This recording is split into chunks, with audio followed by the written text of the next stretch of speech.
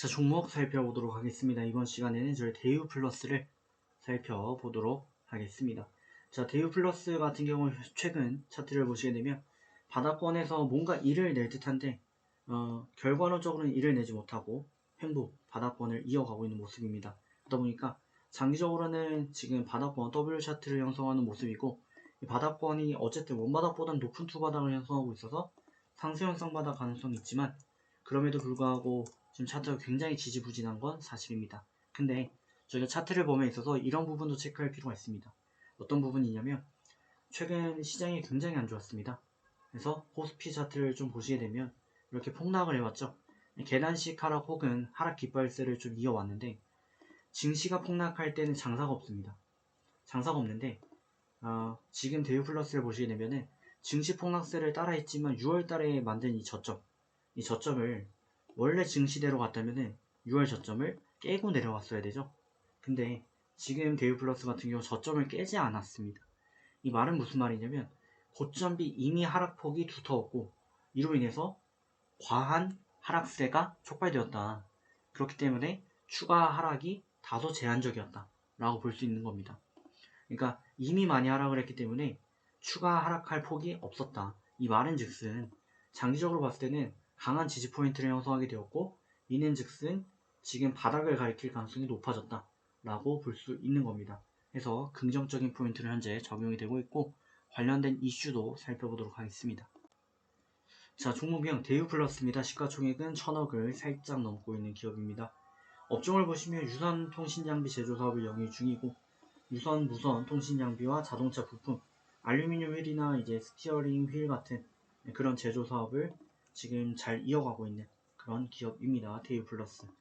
내용을 추가적으로 좀 보시게 되면은 당장 이슈되는 거는 없어요. 하지만 미국 전기차 충전기 생산 기지를 구축한다, 이런 내용들에 반응을 하고 있고, SK 시그넷 관련 내용으로 이슈를 받고 있는 부분이 있습니다. 그래서 미국 전기차 관련 이슈를 지금 보고 있다라는 부분 정도는 체크할 수 있겠지만, 당장 이러한 이유 때문에 대형 급등이 나온다 라고는 볼 수가 없는 그런 모습입니다.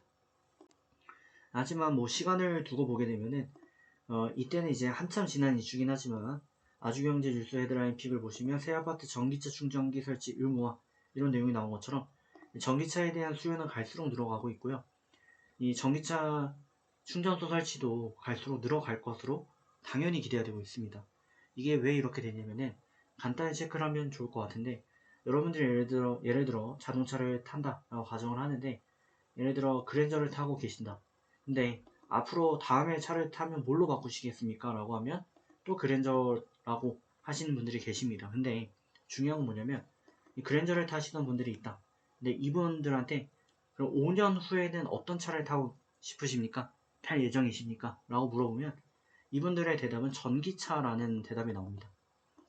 그러니까 이 전기차 시장으로 지금 세계가 변하고 있고, 친환경 ESG 경영화 되어 가고 있는 상황입니다.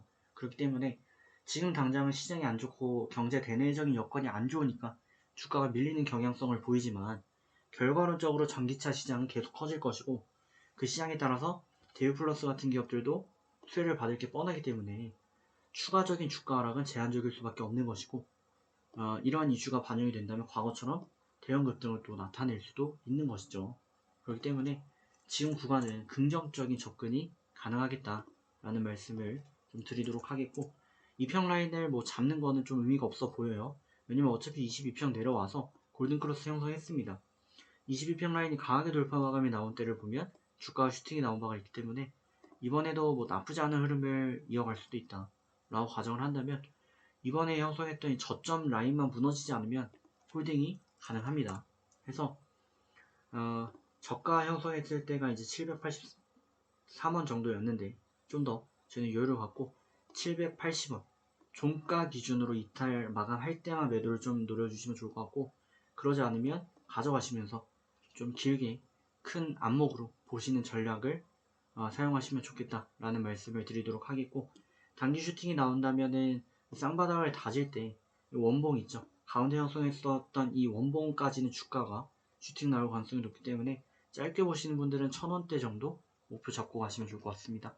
좋은 결과 만들어가지고 780 종가 손절 드리도록 하겠습니다. 다음에 뵙겠습니다.